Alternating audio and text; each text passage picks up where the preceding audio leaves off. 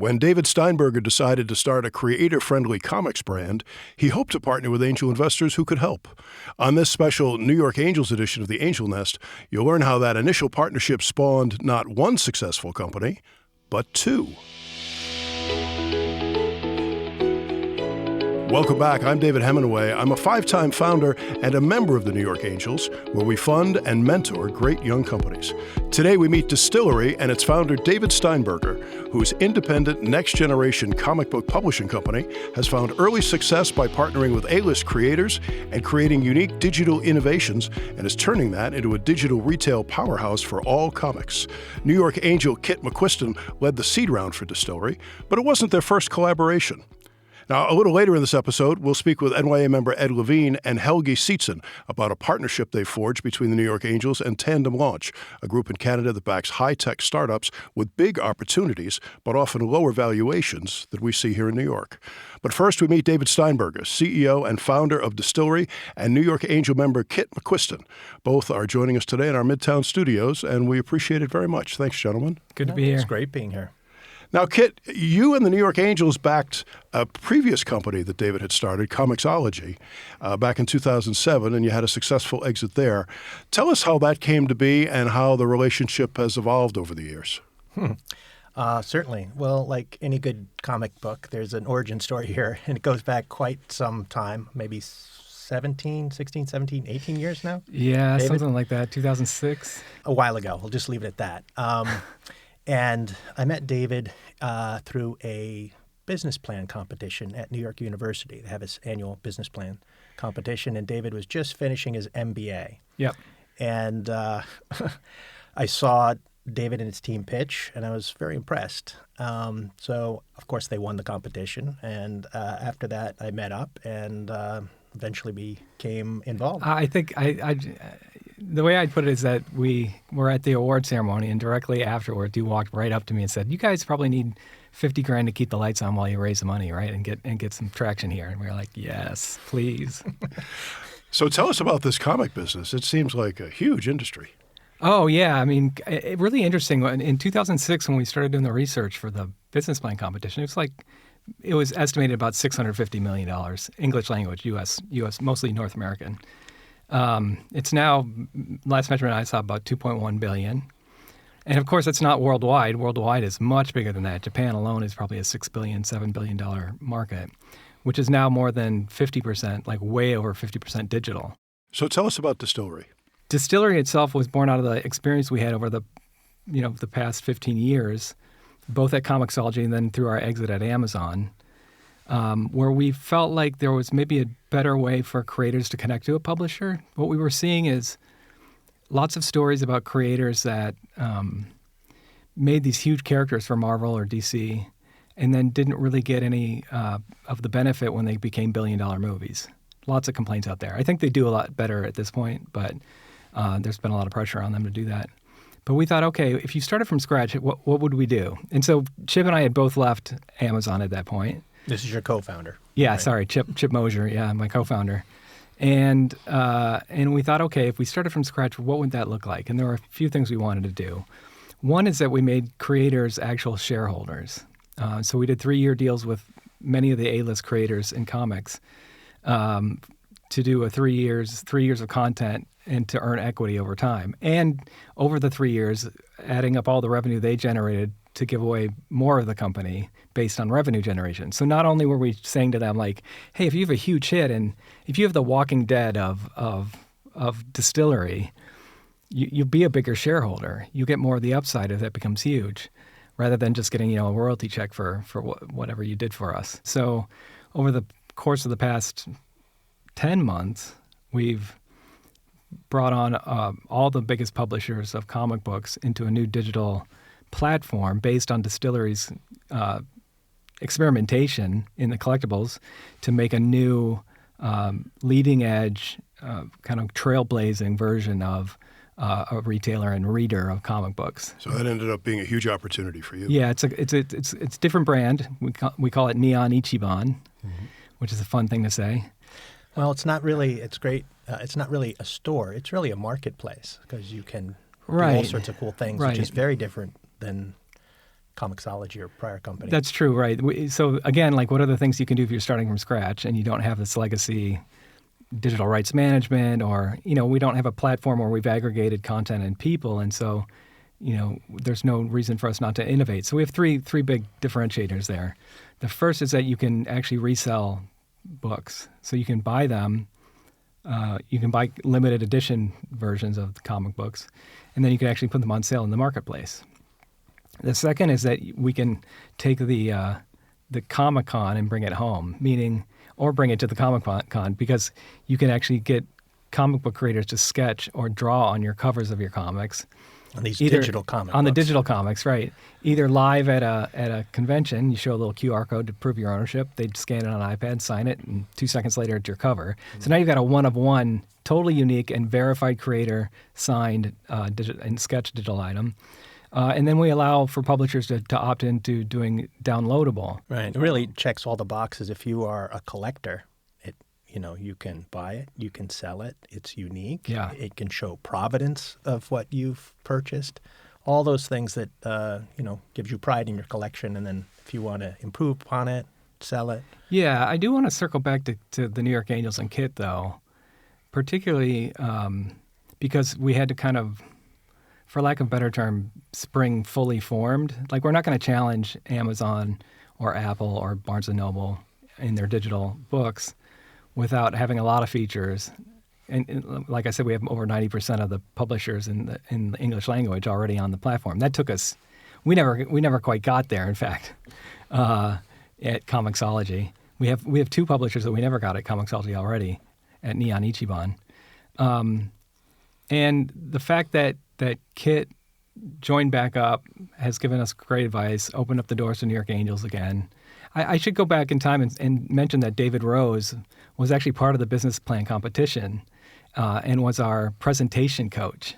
Mm-hmm. And I frankly don't think we didn't know enough about investors and what they wanted. We were just interested in making a company. And I really feel like without David Rose, we would have pitched in such a dumb way. Well, this is great. Going back all the way to that business plan competition, that set up my introduction to New York Angels.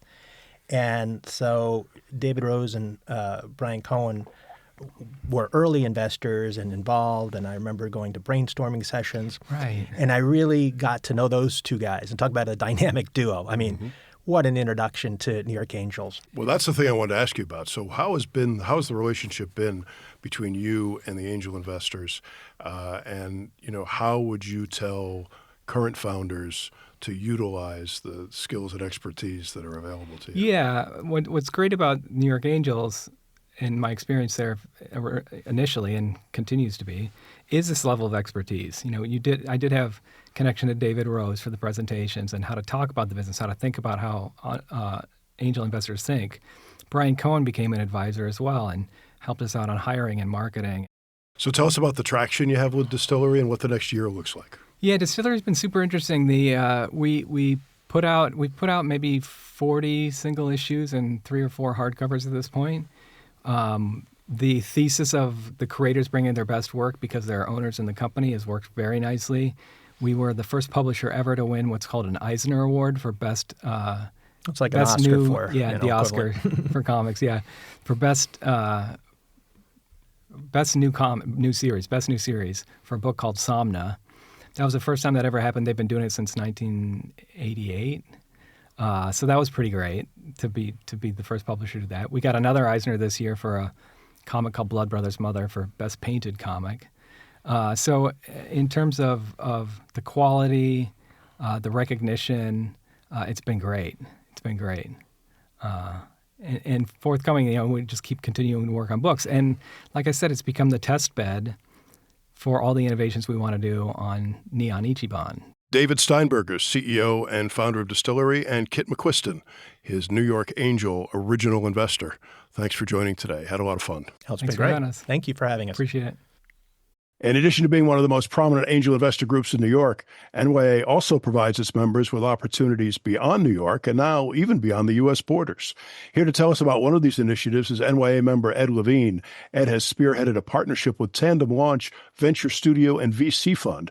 We welcome Helge Seetzen, the managing partner and CEO of Tandem Launch, who joins us today from Montreal while Ed's here with us in New York. Thank you, gentlemen, so much for joining us today. My pleasure to be here. Helge, you were an entrepreneur before you became an investor, and you have a really fascinating operating model. Please tell us about it. As you just mentioned, I started my career as a technology entrepreneur. At a very young age, I ended up spinning out a company during my undergrad from the University of British Columbia up in Vancouver in Canada. I realized very early on that while I was a technologist and co-inventor and co-founder of a technology that we were developing, there were many, many more brilliant people on campus who had wonderful ideas, but no either capability or desire to commercialize them. And so in that first startup, we ended up partnering with and ultimately in-licensing from a dozen plus university deep intellectual property that was related to our business. And, we were quite successful as a company. We had some very nice economic outcomes, including for our angel investors. In fact, I set up Tandem Launch to, in a way, industrialize this process of taking brilliant concepts out of academia that do not have their own organic entrepreneurial support behind them. And so the way that works is that Tandem Launch works with industry partners from all over the globe to identify problems, big strategic things that are worth solving. We then turn around to academic institutions, again, globally. We've worked with hundreds of universities to find inventions that might address those problems.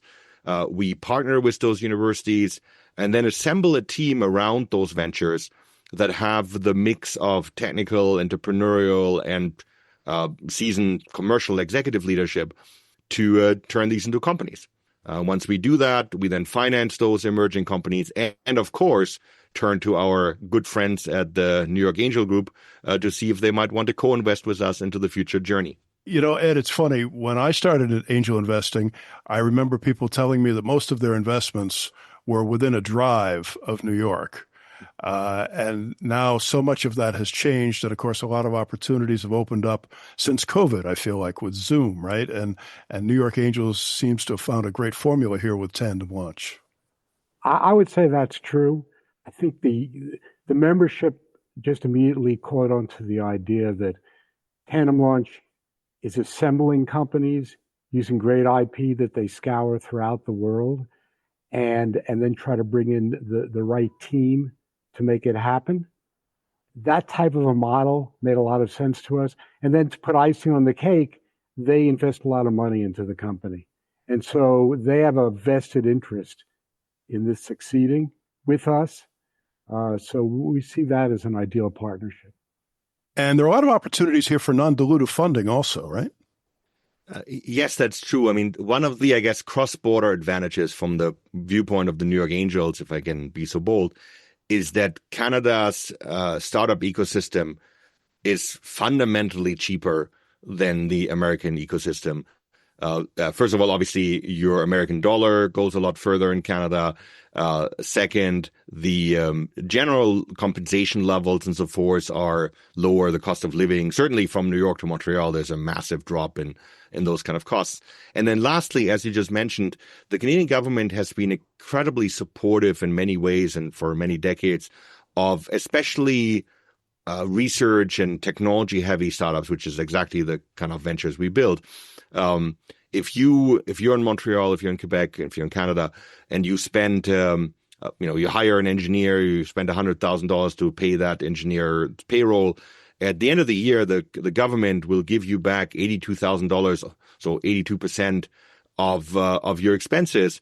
And this is not a credit against future profits or future taxes. This is literally just a check. In fact, the check is so reliable that the government will underwrite loans for banks to lend you money at prime plus one against that refund, which is an incredible force multiplier for your dollar.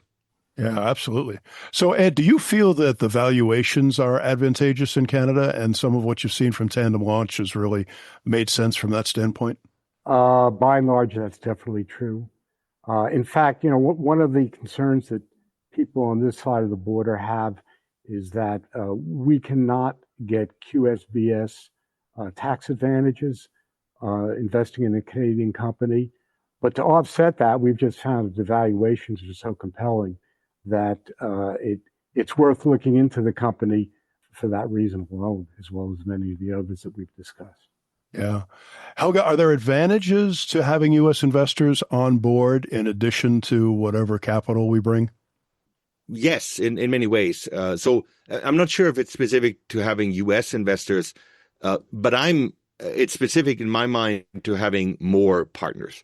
I always find that when you build these kind of early companies, the more people you have around the table that are supportive, that are providing their viewpoints, maybe their assistance, maybe some introductions, or maybe just showing up when the company needs to raise another round. All those things are extremely helpful. And I find over the years we've worked with hundreds of angels across our portfolio. And angels do these things as a community better than anybody. I've had plenty of cases where we've worked with VCs who have basically walked away from their investment when it didn't look like it was going to make it. And we had angels step up, and 5 years later, it turns out to be a great opportunity, great company. But it had this dip where, who was left on the boat and rowing and, what mattered. Right. So I love working with angel groups for that reason alone. And I'm curious, Helge, if there's a situation where you think the kind of relationships that we're talking about here have fostered a better result than might have otherwise happened. Absolutely. I think we have had a long relationship, especially with the New York Angels, of course, and many other angel groups that that really have become part of our ecosystem. And right now, for example, we're in the middle of wrapping up an example that I think had quite a lot of relationship power in both directions. We had a portfolio company called Hedgehog that the New York Angels and a number of angel groups invested into that basically hit the wall. They ran out of money. They wound down the business. The company was closed out, and everybody sort of dissolved their position in it. But as you mentioned, we are all operators, and we have a deep desire to not see a good opportunity fail. So we, at the Tandem launch level, we had another crack at it. We tried to figure out what else we could do with this technology. And ultimately, we found a group out of the New Jersey area called the Conti Group that was working on a solar cell technology that was very complementary with the original Hedgehog work. And after some discussion with them, figured out a way to essentially restart the business as a merged collaboration between their work and the old Hedgehog technology, created a new company called Ankara that is actually led by a CEO that is a former partner to the New York Angels many years ago, as it happens. And when this restart came around, our first thought was that we cannot abandon our friends and partners. So we reached out to the New York Angels and the other angels and offered them to restore their ownership in the new entity for free, basically just to bring them back on board in recognition of the support they had given to us. And that obviously goes both ways, because the New York Angels have many times stepped up to help our companies when the need was there. And I believe that's how you build successful long-term collaborations and successful companies. Yeah, in fact, I'd like to reinforce a point you just made there, Helge, and that is that technically, Tandem Launch did not have to give the New York Angels this opportunity in this new partnership with the Conti Group, because we had already sold our shares back to Tandem Launch at a nominal price. However, we were given the opportunity to be full partners, and this is something that a number of investors from the New York Angels brought to my attention, that they were really appreciative of the fact that Tandem Launch did what they did. And this goes a long way just to emphasize the type of relationship that we have, and that I think that both sides expect from one another, and it'll be that way going forward. Yeah, that's great. I think that spells partnership a lot better than anything I could have said. Indeed. Helge Seetzen, Managing Partner and CEO of Tandem Launch. Thank you so much. And Ed Levine, my frequent New York Angel partner. Appreciate you joining us today. Thank you. Thank you. Thank you for having us. You can learn more about joining our group or applying for funding for your startup at newyorkangels.com. And you can find contact information for our guest today or reach me with any comments or questions you might have at theangelnest.com. A reminder that we don't make or recommend investments at the Angel Nest, and this program is for informational purposes only. We produce the Angel Nest with help from Rob Higley and Charles de Montebello. He's at the controls of CDM Studios here at the famous Art Deco Film Center building just west of Times Square in New York. I'm David Hemingway. Thanks for listening, and so long until next time.